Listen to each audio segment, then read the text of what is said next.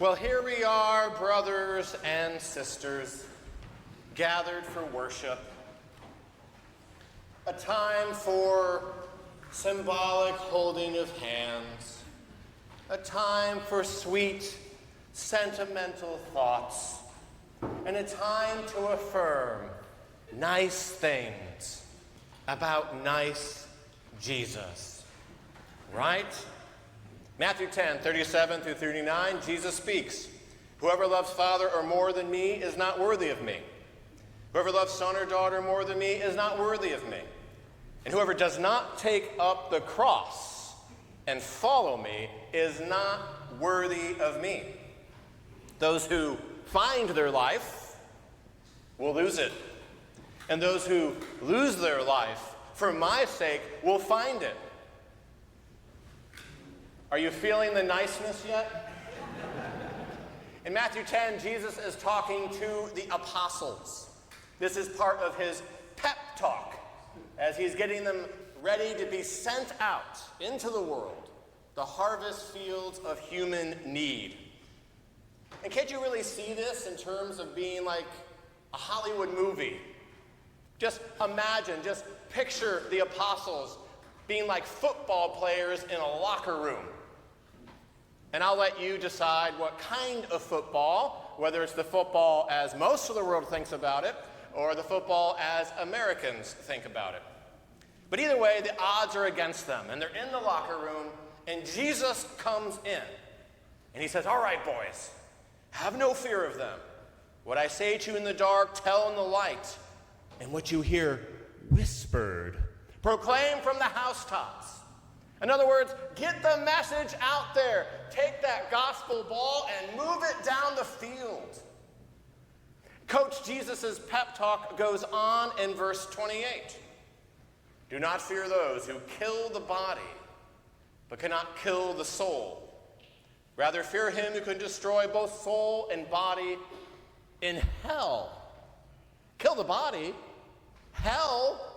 Oh yeah, we're not actually talking about football. The apostles were not professional athletes. They were professed followers of Jesus. Jesus never does a scam on any of his early followers. He's always completely honest with them about what lies ahead. And here's what he says in verse 24. But I'm going to read it to you from the Message translation of the Bible. Any of you familiar with the Message translation? See a few hands. Here's how it goes. Quote, "A student doesn't get a better desk than her teacher. A laborer doesn't make more money than his boss. Be content, pleased even, when you, my students, my harvest hands, get the same treatment I get. If they call me the master, done face, what can the workers expect?" End of quote. Now hold on, time out. Actually, there is no timeout in football. There is a timeout in football. Only some of you will get that. But seriously, isn't Jesus overstating the dangers of discipleship here? Isn't he merely telling the apostles in the first century Middle East, hey, when you go out there to do the things I'm sending you to do, there's a slight chance, just maybe, there might be just a wee bit of opposition. He's just overstating here, right? What he's really telling them is, when they go out into the world to minister, it's going to be all kosher cupcakes and locust lattes. Not really. Here's some easy questions, though the answers are hard. Were some of the apostles jailed? Beaten?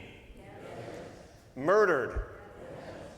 In fact, all of them were murdered except for St. John, who despite persecution somehow managed to live to ripe old age.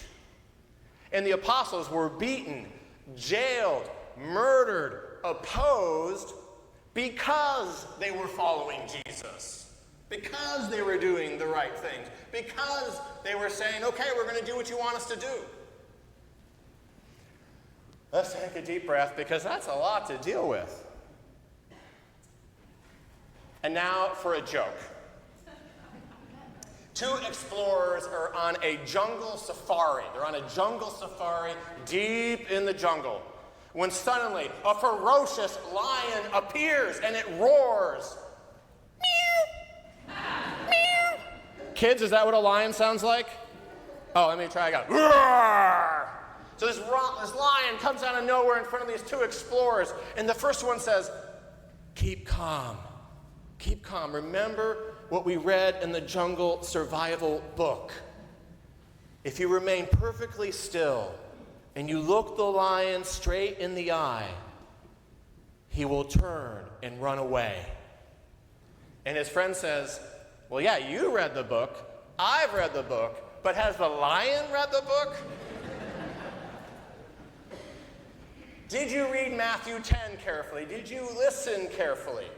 Why do the disciples move forward knowing that danger, difficulty, and discomfort lie ahead? Let's go back to verses 28 through 31, in Matthew 10, again the Message translation. What's the price of a pet canary? Some loose change, right? And God cares what happens to it even more than you do. And he pays even greater attention to you, down to the last detail, even numbering the hairs of your head. So don't be intimidated. You're more than 1,000,000 canaries. The apostles charged down the field of life in Jesus' name, not because they weren't sometimes afraid, not because it wasn't sometimes difficult, but because of their faith, their trust in the God they served. True or false statement, you tell me. Discipleship is a way of life that goes back 2,000 years to Jesus and the first apostles. True. And it's a life based on the apostolic principle. Anyone here heard of the apostolic principle? Yeah, I see some hands. The apostolic principle is easy to say, hard to do. What Jesus does, he sends his disciples to do. What Jesus does, he sends his disciples to do. Let's say that together. What Jesus does, he sends his disciples to do. And it's often a dangerous way of life, this discipleship life, because discipleship is God's invitation to you, whether you're a kid, whether you're 99, whoever you are. The invitation is for you and I to take up our cross and follow.